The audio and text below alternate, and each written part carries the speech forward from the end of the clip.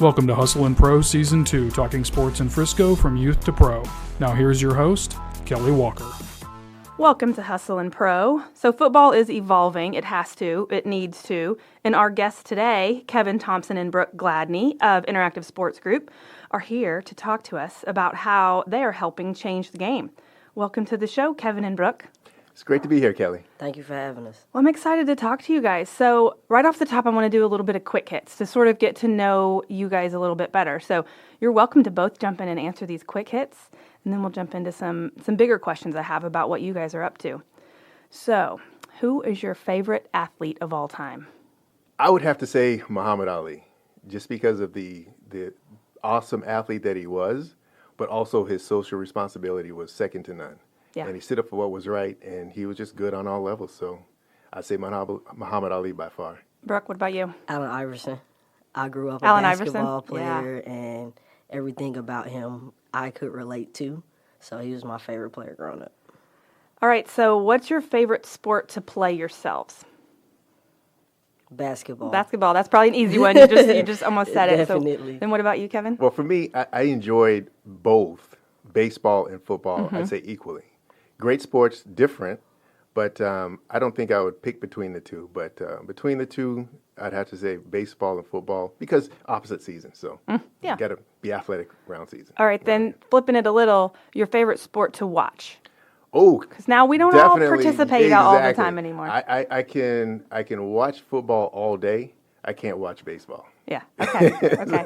So definitely football is my favorite sport to watch. Okay. This may sound a little left field. Tennis. I love watching tennis. Yeah. Oh, that's a good There's some rhythm to tennis that does kind of suck you in, and it's hard to stop watching it. Yeah. And I played in high school, so I'm not the type to sit down and watch a lot of sports, but I definitely love watching tennis. All right, last quick hit. What's your favorite sports movie? Or, I see your wheels are turning, or your favorite few. You can name more than one if you need to. Brooke, do you have any? Loving basketball. Okay, loving basketball. Let me see a favorite sports movie. And Coach Carter. Those two are like top two for me. Okay. I'd say the one that I thought was the most emotional was like Field of Dreams because I can relate to that. So I'd say if I had to put one on the spot right now, I'd say Field of Dreams because I can just remember it right now. Yeah, right. Yeah. But there's a lot. I love sports and I love the different movies that they've had out there. But I'd say Field of Dreams. It's a magical one. I Yeah. love Field of Dreams. Cannot not watch it when I pass by it. Like it's impossible to just not see what part of the movie it's on, and then I'm stuck watching it because I don't want to change it. Love it. Okay, so Kevin, I want to focus on you for a little bit. You are the CEO and founder of Interactive Sports Group. So I want to know, we're going to jump into what that is and explaining what you're up to. But I kind of want to know your background a little bit as it relates to sports. You just told us you played baseball and football. You love football and all these things. But what did your sports look like growing up? Yeah, and that's a great question. I think I have a rich sports background and tied together with a strong family background. So I've got 3 older sisters. They were athletic. I've got an older brother, younger brother, athletic. Me and my brothers, when we grew up, we competed. We competed no matter what it was. We competed against each other. My older brother was awesome at sports. He was great at baseball, great at football, and for me, just following in his footsteps was just... That helps. It helps. It does, yeah. And so for me, growing up playing in Little League Pop Warner, playing baseball and playing football was great. And it was good because it taught me to compete and to have fun. To me, sports are about fun, number one, and then learning to compete, and then learning to be a good team player. And so for me, growing up playing sports was awesome, balancing it with school, but definitely just loved playing baseball and football. Now, those are the only 2 sports that I played in an organized fashion. I did play a little bit of tennis growing up, with friends and played basketball, but in terms of organized sports, it was all about baseball and football. Up into what level or age? Great question. So up until high school. After high school, I didn't play in college. And there's a bunch of reasons for that. I think the key reason is, one, I wasn't good enough to play on the college level. That's a big one. That's a big one. But also, from a football standpoint, I had injuries in high school. I did suffer concussions, I had a knee injury, those kinds of things, and I wasn't going pro. And then when you go to college, to me, if you're a student athlete, which student athletes are awesome, and you got to have a lot of respect for them because they're competing on two levels. They're competing against that athlete who's focused on 100% being that athlete. And then they're competing against that student who's 100% focused on being that student. Right, and neither are easy separately. And neither are easy separately. So being a college athlete, to me, is I tip my hats to them. It's a great opportunity, paying for school and being able to do what you love. But for me, it was all the way up until high school, and I had a great high school experience. I was captain of the football team my senior year and co-captain of the baseball team. So for me, high school sports were very memorable. Yeah. I had a great experience, and that gave me a solid foundation to always want to do something physical and be healthy. Same here. I love that. Yeah. I wish I could have played farther. If I was just a little better or in a better market, I was in a bad area where we didn't send many people off to go play. But so yeah, I totally get that. And which is also why I've kind of continued my life in sports, not so much as anyone's watching, but as someone who watches others and experiences it through others and talking about it like we are today. So I mentioned that you're the CEO of Interactive Sports Group. So focus in on the interactive football piece of this. And that's what we're kind of going to focus on, I think, today. I want to ask you, like, in your own words, what's a quick overview of, what exactly is interactive football? All right, I'm going to do my best to keep that brief because interactive football is huge in terms of what we're doing. The way it was founded and created is a great story. Matter of fact, it's a great Frisco story, and I'll get into that. But what we do is we basically, in a nutshell, we use wearable technologies to make sports safer, more interactive, and more fun. And that's for all athletes, and we're focused right now on youth athletes. So what we do is we look at that young athlete and we say, how do we make sports safer and fun so that they can enjoy sports and not be so concerned about injuries? We're today at the point where injuries are part of many sports. We just accept it. We accept that they have to go see doctors to get knees drained and get knees fixed and all sorts of different physical injuries that they have to deal with. Yeah. It's become the norm. And unfortunately. Some of us accept it more than others. Thank you. And I don't accept it. Yeah. And so for me, my background is in engineering. So I'm an engineer. And so what engineers really focus on doing is solving complex problems. So the problem I see is these young athletes, or athletes in general, who are enjoying this great game of sports, and we as fans love watching our kids or our professional athletes play, but they're getting injured and they're getting hurt. The problem is we only have one body. We don't have two, we don't have three, and any injury we have can add up. So our focus is thinking about how do we make sports still fun, still exciting, even more fun, even more exciting, and have it safer. Can we do that? Yes, we can do that. And we've come up with some technologies. We're continuing to develop technologies to make sports, again, safer, more interactive and fun for everyone. And that's how it started. Football, this interactive football product, is the first product that we're bringing to market to showcase how we can utilize these technologies for kids to enjoy this great game of sports. And football is probably the biggest opportunity right now in terms of sports safety. It makes most sense to start there. So this is like the Shark Tank moment. So was this something that came out to be a solution to a problem that you saw personally? How did you create this? Absolutely. Great question, Kelly. And this is why I love the story, and this is what keeps me motivated. So I have two daughters. I have a 16-year-old daughter and a 13-year-old daughter. When my oldest was 10 years old, so this is back when she was 10 years old, she wanted to play tackle football. And I said, no, baby, I can't have you playing tackle football. And, she said, why? And I was like, well, I don't want you to get hurt. And I think I did say because you're a girl, and that was wrong. And nothing that a girl wants to hear. Yeah, and nothing that but because, as a father with daughters, you want to protect your girls, right? Just like your sons, but definitely my daughters. Yeah. And so, but she's stubborn. She knew she wanted to play, and she was like, well, I want to play. And for me, wanting to give my kids the best experience and wanting them to feel that they can do anything, there's no barriers, go get it. I said, well, okay, let's do this. Let's compromise. Let's go to the Frisco Y, and I'll coach the team, and let's play flag football and see if you enjoy that. And we'll play and see how that goes.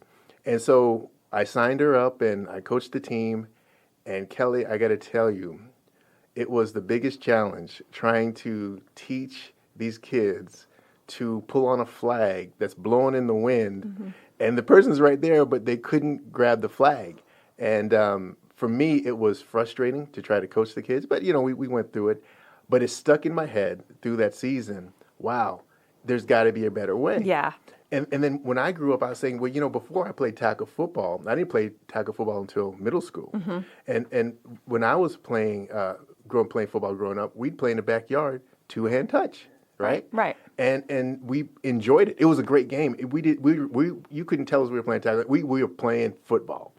The challenge, though, was if you touched somebody and they said, no, you didn't get me, so we'd argue. The arguing. Yeah. Oh, I have an almost 10-year-old little boy, and anytime I'm around him and his friends playing football, it's like a screaming fest every play. It's awful. Yeah, it is. It's maddening. I'm like, are y'all enjoying this? And it takes away. It doesn't sound fun. Yeah, it takes away from the game. So what we said is if there is a way that we can use technology to denote the tackle, like when I touched you, then a light and the buzzer goes off so you can hear it and you can see it, so no one can argue. There's no doubt. And at the time, here's the beauty. Back, about 6 years ago, you saw certain things happen. You saw that Will Smith, the Concussion movie, was out around that time. Love it. So people were more aware of certain things in terms of health and football. I mean, a lot of the folks that are Hall of Famers and all of the folks that we just thought were living their best lives, we found out that their bodies are broken and their brains are deteriorating. And they're not living a good quality of life at all. Yeah, and that's painful to see. So you had that. Junior Seau around that time committed suicide, and it was a sad state, right? Yeah, and the NFL was under a lot of scrutiny. But football is great. I mean, it teaches as an athlete.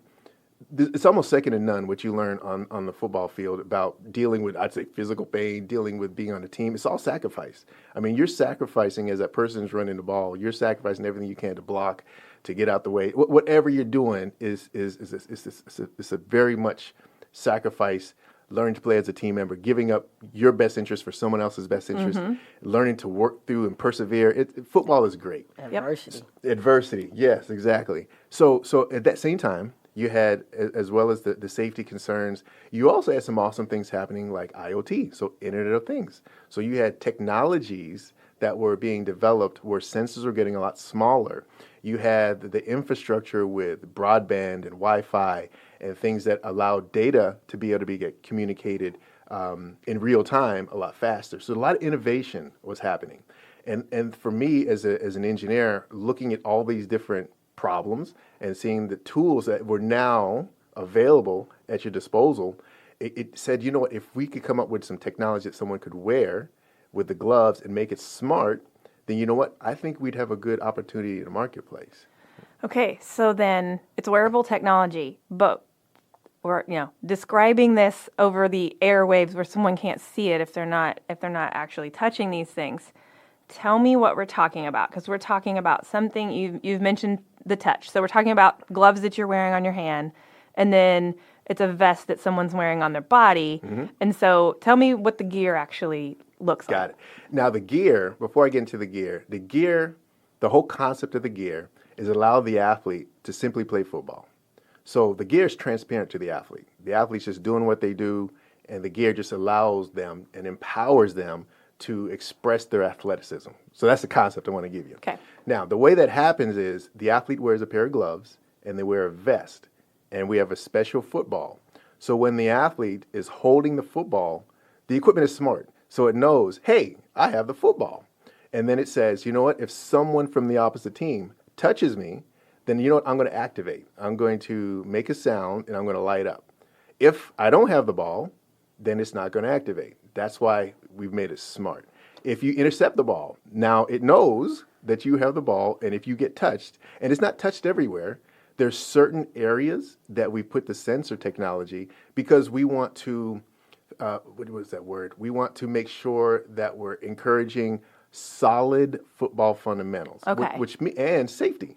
So there's nothing below the waist. There's nothing on the front of the vest. Yeah. It's all on the sides, so your shoulders and your back. Why? Because force equals mass times acceleration, and energy has to be expanded. So if you have two forces coming together, face to face, the energy has to go somewhere, which is the challenge that tackle football and any collision-based sport has. Right. So with us, we've got technology, and we've removed any technology from the front, so the athlete has to do something different in order not to crash. Collide.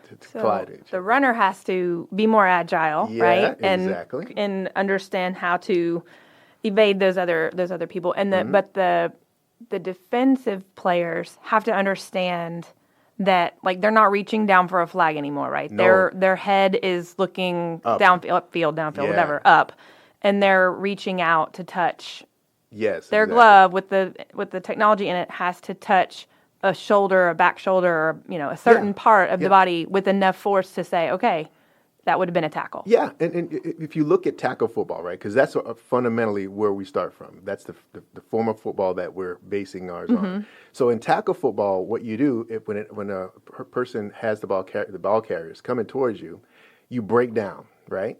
And once you break down and you're going to make that tackle, you wrap and you keep your head up and you make that tackle chest, right into the chest, right? With us, you break down and you hold. And you wait for that athlete holding the ball to make a football move. They're going to go right or they're going to go left. And based on whether they go right or left, then you do a technique to touch. And we teach that technique to touch, right? So then if that person running the ball is very athletic and they get by you, well, now you're chasing them down the field and you touch them on the back and you'll make the tackle. So we've covered that. The beauty of it is, if that athlete, and what we think is when they become age 14, when their body is more mature, Sure. and if Strong enough to tackle. yeah, then they can transition to tackle. The transition from our form of football to the tackle form of football is seamless. Instead of breaking down and waiting to go right or left, you break down and then go and wrap and make your tackle, right? So we align very well with the tackle form of football when and if that athlete chooses to play tackle in the future. Okay, and you mentioned the ball. So this isn't a regular ball either. The ball is smart enough to know who has possession, and then that dictates what counts when someone touches another player. Kelly, we spent years developing this technology to make it seamless, like turning on a light switch. So it's very accurate, and yes, the ball it has sensor wrap around the ball, so that when you hold it and you touch it with a glove, so when you're holding it with a glove, then it knows that is who's got the ball. So right? if there's a fumble recovery or interception, like you said, if possession changes unexpectedly, it's not like the play's dead and guys can't figure it out. Like it still goes on as normal. It still goes on as normal because it's fundamental to the game. Yeah. But based on that first premise, our equipment is transparent to the game. What we do is just empower the athlete to play this awesome game of football. I love that. Yeah. Okay, then, so let's talk about that athlete. So, Brooke, like, who are you guys looking at as, your ideal user? We've talked about younger athletes and girls and boys and all these things. So are we at a specific gender or age range, or is this for adults and everybody? Who do you think can use this? Everybody can use it, and that's the great part about it. We know that we have rec leagues, youth rec leagues, as well as adult rec leagues, and even when you look at high school tournaments who do touch football, now you have something solid to use. So that's the great thing about it. It's very versatile. So we have it for the younger people, for them to be safe, and if they would like to transition into tackle football. And then we also have it for the older adults whose bodies aren't what they were when they were younger, and they're out there to have a good time, and they don't want to fight amongst each other or go home to their husbands or their wives hurt. Yeah, or hitting the ground for, Right. 40-year-olds like me does not work well. That's right. That's not a good idea. And I'm positive that it works for everyone, for the simple fact that I've worked with flag football before. When I was back in Atlanta, I coached the flag football team youth, and I also held the flags for adult flag football.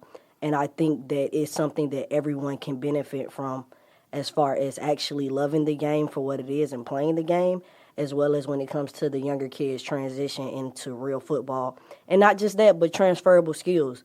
One thing that we do know about sports is it's good to play more than one sports. For sure. Studies have shown that. Absolutely. And we all have spoken about how we play multiple sports. And that's the great thing about this. If you're not a football player, you can still play this sport, and the skills will transfer if you want to play volleyball, if you want to play tennis, if you want to play basketball, because it still has those transferable skills as far as the speed, the agility, the coordination, being able to react. It's all encompassing and it's safe. Yeah. So it's really anybody who wants to get out and move can do it. So you mentioned like league play. So individual consumers could probably buy, a set and go play, right?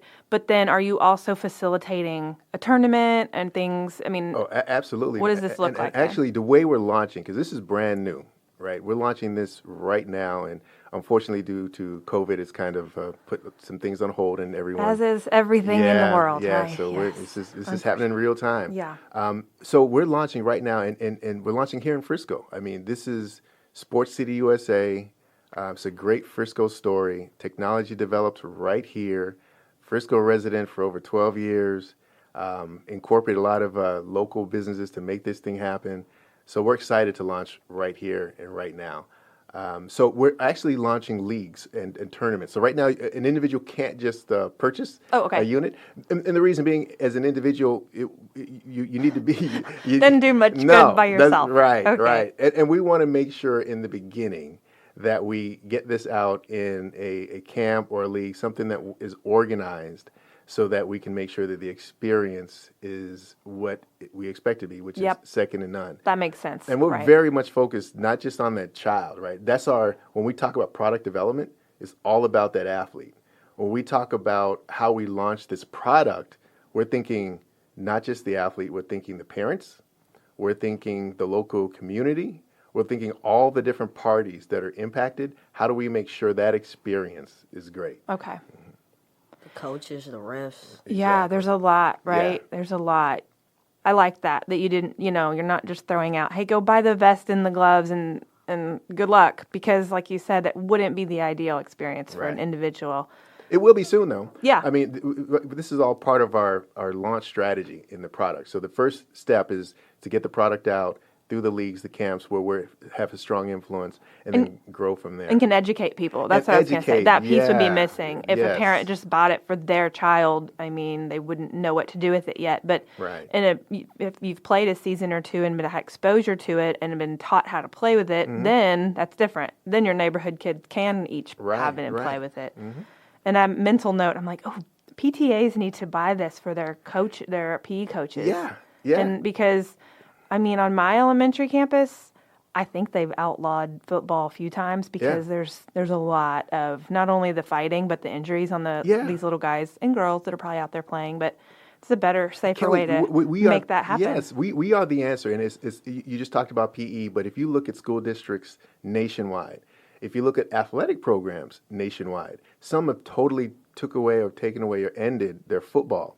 Because one, either they don't have the insurance to cover it, or two, the interest has waned because not many parents, 1 in 3 parents, a study was done, 1 in 3 parents are concerned about their child's safety playing this game of football. 1 in 3. 1 in 3. And if you think about it, it's not even a concept of let me roll the dice. The data is there that says if you expose your kid before the age of 14 to what is it called? Repeated impact. You're exposing them to risk of injury, right? And I am one of the one. There you go. Right. For sure. It worries me. Right. Only just because as a parent on the sidelines, I've seen a lot of Pee-wee football from age 5 up to 10, was in it every weekend. And it's really hard. It's hard as a parent to see these young kids hit the ground so hard, even with a helmet on.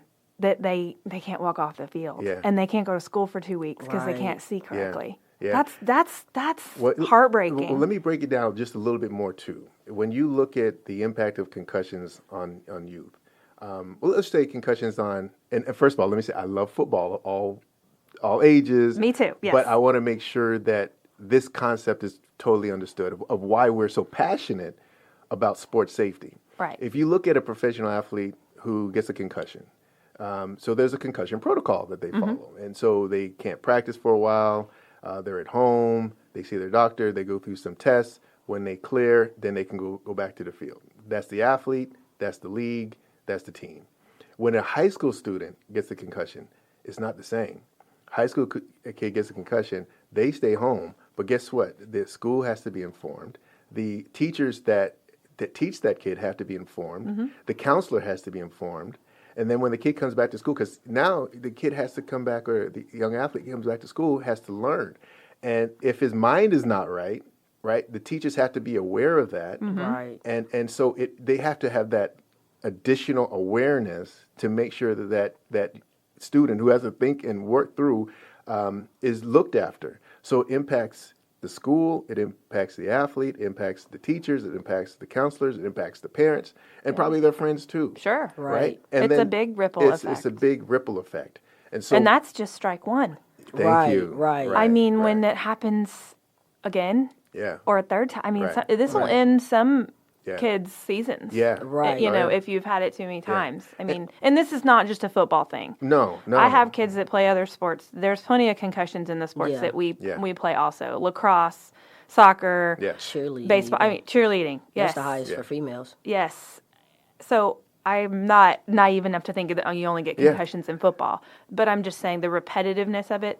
But, after the second or third one, you might not be cleared to play for several months. Yeah, exactly. And Troy Aikman, how that works. Sometimes, Right. And I actually had the honor of the doctor that Will Smith played in concussion. My first year in grad school, he came to Georgia State to speak, and I went. And the way he described it, just the anatomy of it, how our brain sits in a liquid, is not tied down to anything, and when a kid gets tackled, their brain hits against their skull, and there's no way of tracking that something is truly wrong until it's too late, like those other athletes who things have happened to. Right. And he really made it simple. He said, if you wouldn't allow your child to smoke cigarettes, don't allow your child to play tackle football. Wow. He said, just as simple as hitting the child upside the head when you playing is a bad idea, because our brains aren't attached to anything. It sits in a liquid, and wherever our head goes, the brain shifts. Yeah, it's fascinating. And it's hard to make it controllable and safe, and especially at that young. I mean, that's mostly what we're talking about here. Yeah. You're not trying to solve the NFL's problems for pro athletes. Not at all. You're trying to solve and keep kids' heads and bodies safer. Two things we're doing. We want to keep the kids safe, right? Head safe, body safe. And how we tie to the NFL, I'd love to say we tie to the NFL, is we want to say that we protect the athlete's body, right, mind and body, from the time they're young until 14, if not a higher age, to make sure that they have the least amount of injuries possible, right, before they decide to go play tackle. That way, when they do go to the NFL, they've got less injuries, right? They've got less repeated contact or impacts, right, which should equate to a prolonged, healthy, professional career, which benefits the NFL or any pro sport, and benefits the athlete for sure, because their body's healthy and they can play longer. So what we see is protecting that athlete, giving them the same, if not better, experience in terms of becoming an elite athlete, if they want to become an elite athlete. And then folks who just love the game like me, I didn't become an elite athlete, but I enjoyed the game. No need to expose our bodies to needless damage. And that's what we're trying to help avoid. Yeah. All right. Tell me about this dream team. Oh, the dream team. I've been watching a lot of Last Dance Michael Jordan lately, so that's what I'm like, dream team. Okay, what do you guys got? Right. So I got to give you a little bit of a backstory of why we have a dream team. So like I said, I've been in Frisco for about 12 years. Frisco is an awesome town. It's the first time when I moved here that I ever moved to a community because I wanted to. I've lived in Detroit, Chicago, Kentucky, California, different places, but this was the first place I moved because I wanted to raise my family in this awesome community. with education, with sports and whatnot, and be involved in the community. So when we got here, one of the things that I've done for the last 9 years has been part of the Young Entrepreneurs Academy. So we teach kids how to start businesses. And what's unique about the program is not only do the kids learn about business, but they actually start a business. Yes, I love that program. Yeah. We Lifestyle Frisco, we write about it. We share those kids' stories. Yeah. It's really neat to see what's coming up. It's awesome. And what I got from that program, and it's a joint venture between the EDC, the Frisco ISD, and the Frisco Chamber of Commerce. So great folks came together to make sure this happened. And so what's beautiful about it is every year we've had awesome kids, 24 kids, who come up with business concepts and start it. Now, why is that? How's that tied to the Dream Team? Well, as we're going through the process, we have the Kate Center, and the Kate Center has students who work on graphics design, website design, and we utilize those students and their training to work with the student businesses to develop their graphics and whatnot. And that was the first time I was exposed to the awesome level of quality that our students are delivering. I was like, wow, these are high school students and their graphics look like this? Yeah. I was like, whoa. It's amazing. Yeah, it is amazing. And then it made me to really think about how to utilize these kids in terms of two things with our Dream Team. I wanted to put together a Dream Team to help launch Interactive Football League here in Frisco, and then utilize their skills to bring it to market. Now, what's the benefit? So for the student, it gives them an opportunity to participate in a startup from the ground up, to really see, well, what does it take to start a business and to really gain market share and to get people to support you. Right. You don't just have a product. There's a difference. Not only do you not just have a product, you don't just have a plan. You have to execute the plan. Yeah. And then you have to adjust. So I wanted them to gain that in a very safe environment. It was something very real. It was something that if we do it right, that in years to come, this is going to be huge, and they will know that they had a significant part in being that. I wanted to give them that. This is your baby, though. Yes. They're lucky to have somebody mentoring them with their baby project that they're not kidding around. This is a passionate thing, so they probably are learning a lot. Oh, they are. From you. And we have 15 of these high school students, and they represent 3 different Frisco high schools in the district, and we're glad to have them on board. But the beautiful part of it too is that when you think about who we're trying to impact, it's the athlete in middle school and elementary school, because that's our first market, and it's the parents of those athletes and its coaches. So what better people to help you reach those other than high school students, because they have access to kids that age. Yeah. They know the teachers in the schools, and they also know the coaches, and they're involved in the community. So we see it as a win-win-win, and we're trying to prove a point too. We're trying to prove the point that's already been proven, actually. We're trying to build upon that point that the FISD has the sharpest students in the nation, and they can do awesome things, and we're putting that to work. I love that. I love this idea because, as I said, I want kids to stay safer and play more sports as long as they can and enjoy them, be out there longer and love it. Because when you're hurt and you sidelined or for whatever reason, even if you're just playing the same sport too much and you get burnt out. Exactly. I hate when kids' sports careers end just because, I don't know, something like Too that. much. So Sad. I love this idea. And what can we do to help? What do you want our listeners to know, or how to contact you, or what's the conversation going to look like? Great question. Obviously, this COVID has changed a lot of things, and it's the sad thing about COVID is the how it's ravaging the globally, taking lives, and it's putting a lot of families in a lot of strain, right? And that's strain with loss of family members, it's strain of loss of income, so it's a very tough time. On the flip side, these times also force us to become creative. There's going to be businesses, there's going to be opportunities that come from this that make us better as a community. And those companies that are able to adapt, that are able to change, to see what the market is going to be, are going to have, I think, good opportunities. Sure. So what we're doing, and that backdrop, we're adapting, right? So what we're doing now is, right now, kids can't come together and play in large groups. So we're building, with Brooke's leadership, an online community And we're getting that community together. We're giving them positive feedback each and every day. We're reaching out to them, making sure that they're okay. And we're also starting a series. So we're doing a 3-part webinar series that introduces interactive football to the community, and that's in series 1. The next series, which is, I love this series too, we're having a panel with former pro players, so athletes, and with kids and some coaches. Cool. I want to get in on that. So what we're doing, we're sending them 2 units because we want to make sure, they can't go out and play, but with their family, they're going to get a chance to experience our technology and the equipment and play it. And then once they evaluate it, a week later, we're going to have them on our webinar live, our Facebook Live. Cool. And we're going to get their feedback and have them talk about what their experience was. And then the third series is we wanted to show people the applications of our technology in terms of educating our kids, because what we're educated. We love education. We love beyond definitely. just the athlete playing sports. We want to them to gain some strong Knowledge Thank Yeah. you. So we're showing how we tie our technology to STEM.